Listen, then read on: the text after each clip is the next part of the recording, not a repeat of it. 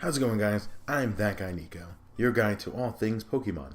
Today I'm going to be talking about exactly which Pokemon games are ranked higher than others. Because recently, GameStop employees have voted that Heart Gold and Soul Silver are the best. So I'm going to be talking about that subject in this episode. Don't forget to like this video, let me know if you enjoyed it, comment down below, and subscribe for future content. And hit that notification bell so you'll be notified when I upload.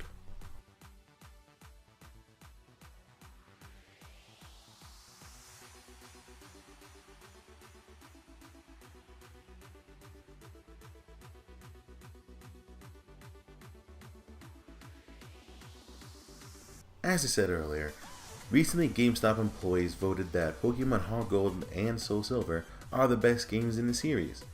Pokemon Heart Gold and Soul Silver are remakes of Gold and Silver Gen 2 Pokemon games following the sheer great response that Pokemon Red, Blue, and Yellow made. So they were the sequels to the first original three. When Heart Gold and Soul Silver first came out, it was a craze. These games were well responded by the community, by Pokemon fans young and old alike. They were really good graphically and they brought new story elements into the games themselves. On top of having the original Pokemon from Gold and Silver into the games, they also brought Gen 3 and 4 Pokemon into the regions themselves. Because remember, Gold and Silver not only had the Johto region, but they also had the Kanto region. Some of my favorite Pokemon are from Gen 2, and it was amazing to be able to see them in these new light with these new graphics and this new story, and I can re-catch those Pokemon in brand new games.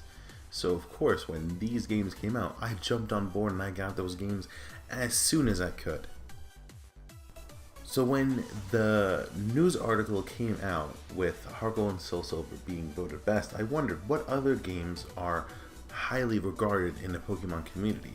And there's some other non-traditional storyline games that I think were very popular when they came out, and cult classics pretty much looking back on it. One game in particular I think falls in this category is Pokemon Stadium.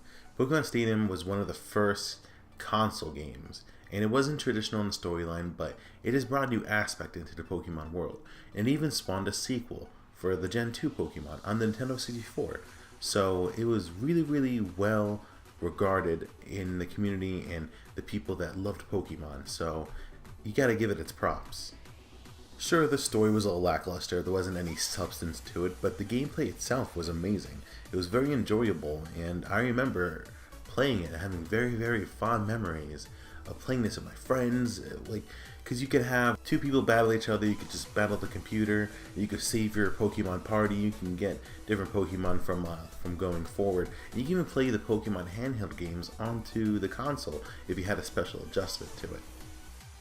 Also, for the Nintendo 64, you had Pokemon Snap, and when the Wii U was first introduced, people begged for a Pokemon Snap sequel with the Wii U console controller, the Wii U pad. So it just shows that people loved that game when it first came out. Different storyline than just catching and battling Pokemon. Pokemon Snap is really innocent and really child friendly if you didn't like the battle of the Pokemon.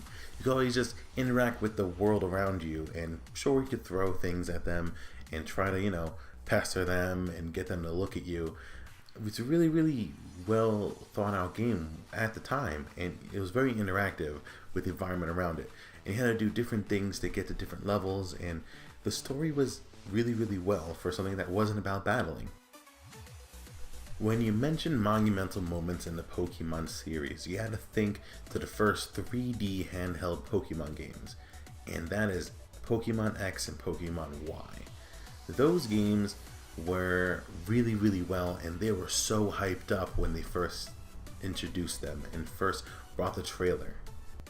People were excited for these games. They were well thought out when they wanted to just show off the world. They had like a Paris-esque setting, and it just showed so much of what the handheld consoles could be capable of when it comes to these Pokemon games. It brought a lot of features, and it brought a lot of new Pokemon, and it brought a lot of story. So Pokemon X and Y has to be in regards in some of the best Pokemon games that were out, and more traditional to the Pokemon series itself. Alright guys, that about caps it off for me in this episode. Don't forget to like this video, let me know if you enjoyed it. Comment down below, let me know what your favorite Pokemon games were as a child or even as an adult. Don't forget to subscribe for future content and hit that bell to be notified when I upload. Alright guys, I will see you in the next video.